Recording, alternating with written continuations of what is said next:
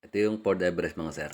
So ito ay tumirik sa ibang lugar at ayan, pinahila na lang nila pauwi sa kanila at pagdating sa kanila dun ko kinuha, kaya dinala ko dito sa atin. So ang naging problema dito mga sir itong kanyang, ayan yung kanyang clutch master.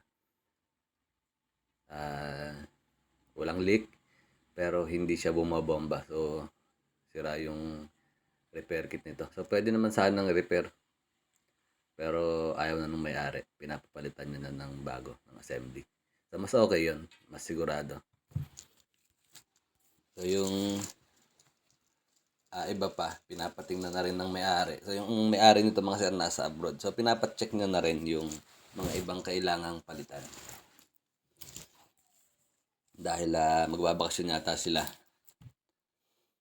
At ito yung kanyang belt at saka tensioner mga sir. So isa na ito sa ni-request niyang palitan. Hindi ako ang nag-suggest na palitan nito. So ito yung timing marks mga sir. Ayan. So dito lang, dalawa lang naman ang timing marks yan mga sir. Isa may injection pump at saka dito sa crankshaft. So makikita nyo mga sir, ayun. Ito yung timing mark ng pulley. Katapat ng timing mark dito sa kanyang body, sa kanyang makina. At yun nga. So papalitan na natin ito ng timing belt. Ito yung luma mga sir. Ito na yung bago. Ayan. So sa pagpapalit naman mga sir ng timing belt, yun nga, kailangan nating isigurado na tama yung timing mark. Pag nasigurado na natin tama mga sir, ilalagay na natin yung timing belt. Ayan, kung makikita nyo, tama na yung timing mark. So ayan, sabi injection pump. So, ayan.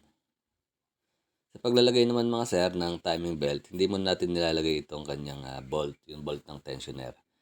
At mas mabubukas, mapapaluwag natin yung timing belt kapag hindi muna natin nilagay yung tornilyo ng tensioner.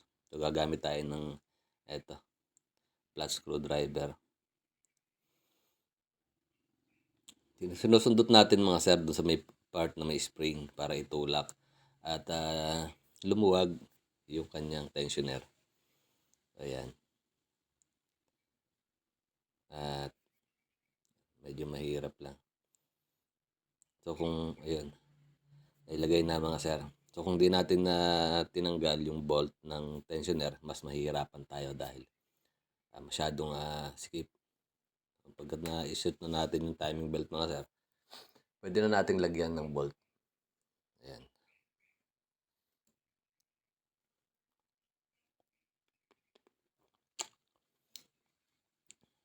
Higpitan lang natin yan mga sir. So isa na rin sa nakita ko dito ay yung kanyang valve cover gasket. May leak. So pinabahala na sa atin ng may-ari yung pagbili ng parts at kung ano pang mga kailangang palitan. So dahil yun nga, tulad ng sinasabi ko sa mga nakakaraan kong video, hindi naman tayo abusado. So kung tutuusin, kung ang interest natin ay malaking trabaho para mas maraming labor, pwedeng-pwede tayong magkaroon ng pagkakataon kapag ganito na yung may-ari nasa ibang bansa at pinagbilin lang na tayo na ang bahala. Pero hindi tayo ganun mga sir. Ayan. Tanggalin lang natin yung valve cover. So medyo mahirap tanggalin dahil ayun nga, matagal na itong may leak. At yung mga tornilyo ay masyadong mahigpit. So yun mga sir, sa pagtatanggal nito mga sir, gamit lang tayo ng 10mm na socket wrench para dun sa mga tornilyo sa gilid at saka plies naman para dun sa pagbuka noong clamp ng hose dun sa PCB valve. At ayan, tanggal na natin yung valve cover. So tinatanggal natin yung mga tornilyo mga sir. Ayan.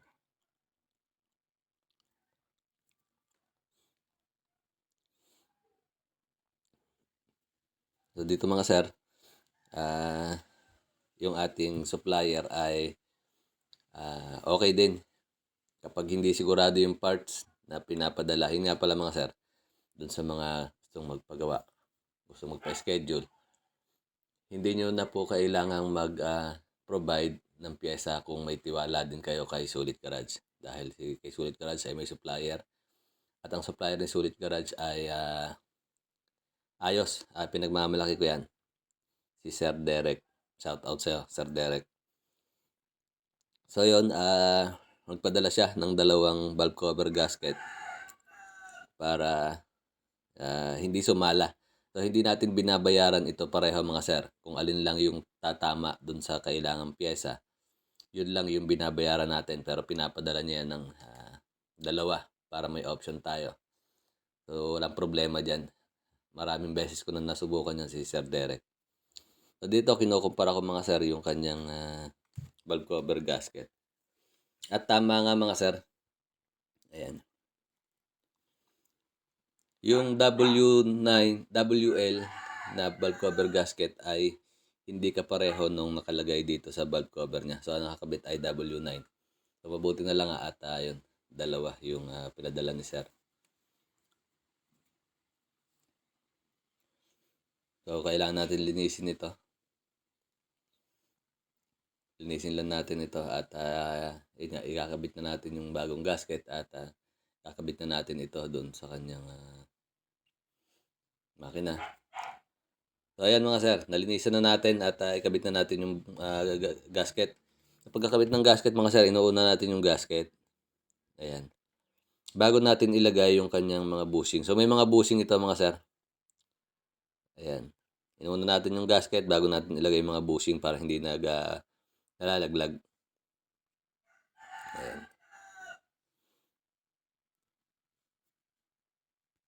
So inuuna lang natin muna mga sir itong gasket at ipapahuli na natin gawin yung kanyang clutch master. Papahuli na natin palitan. So meron na rin yan, na-orderan na natin. So nakakatuwa rin yung istorya ng sasakyan na ito. Yun nga, tumirik ito dun sa ibang sa malayo. Tumawag yung nagdadrive nito. Isa sa may-ari.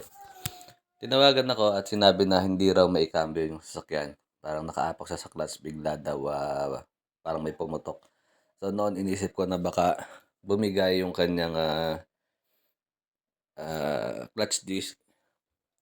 Kasi ang pagkakasabi nga, nakaapak siya sa clutch, biglang may pumutok. So yun, tumawag siya sa akin, sabi ko posible. Magbaba tayong transmission. Pero ayun nga, nung pinuntahan ko, na-check ko na wala naman palang problema. Hindi kailangan ibaba yung transmission at magpapalit nga lang ng clutch master. So doon pa lang mga sir, kung may mindset tayo ng pang lalamang sa kapwa.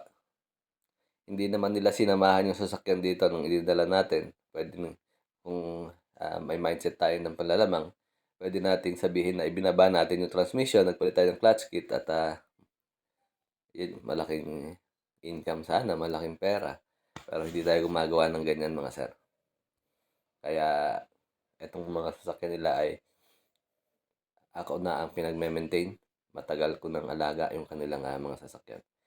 Hindi sila nagpapagawa sa iba. Yun nga, kahit tumirik sa malayo, tinatawagan nila ako, nagtatanong sila kung kaya kong puntahan at kung ako rin ang nagsasuggest sa kanila na ipagawa na nila sa iba kung malayo. Pero yun, mas choice nila na ipahila na lang, dadalhin sa kanilang bahay at yun nga, kinuha ko doon. So, natutuwa tayo sa mga ganyang customer na malaki yung tiwala sa atin. Kaya hindi natin sinisira yan mga sir. So, sa pagkakabit naman ito mga sir, gagamit lang tayo ng 10mm ratchet. Socket. Ayan. Siguraduhin lang natin na hindi bumaloktot yung gasket para hindi magkaroon ng leak. Ayan. So, sa pagpapalit nito mga sir, basic lang yan. Wala ka namang masyadong tatanggalin. Bolt lang ng valve cover at pwede mo nang buhatin yung valve cover. Mapapalitan mo na ng gasket. So, ayan, kung makita nyo mga sir, nilinis naman natin mahigi. Lagi tayong naglilinis. hindi tayo nagkakabit ng parts na hindi nalilinisan.